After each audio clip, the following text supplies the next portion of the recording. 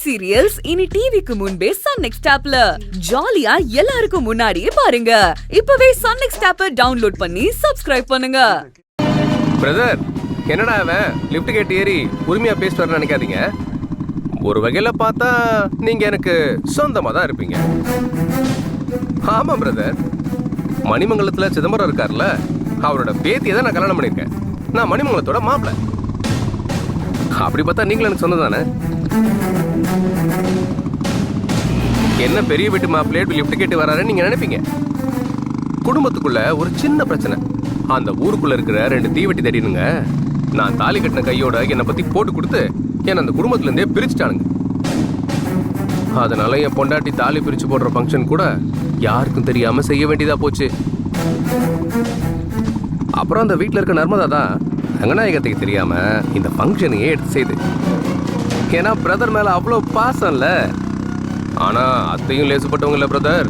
என்னையும் என் பொண்டாட்டியையும் பிரிச்சு டிவோர்ஸ் வாங்கி கொடுத்துடணும்னு ஒத்த கால நிக்கிறாங்க. அவங்களுக்கு மட்டும் இந்த விஷயம் தெரிஞ்சது அவ்வளவுதான். அதுக்கப்புறம் பத்திரகாளி ஆயிடுவாங்க.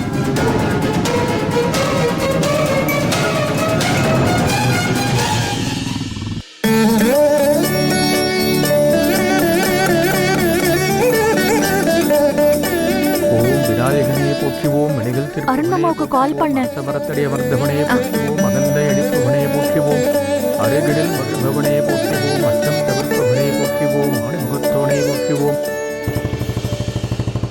பிரதர் கோயில் வந்துருச்சு. சிஸ்டர் தான் கூப்பிடுறாங்க.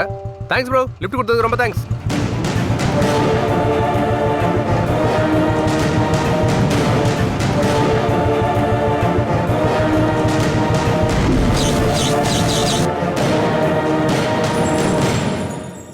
ஆனந்த வடிவையை போற்றுவோம், இமவான் வந்துட்டாருன்னு நினைக்கிறேன். கட் பண்றாரு. கலைபவனையே போற்றுவோம். இந்த விஷயத்த உடனே அத்தைகிட்ட சொல்லணுமே. எங்க காணோம் மாமா?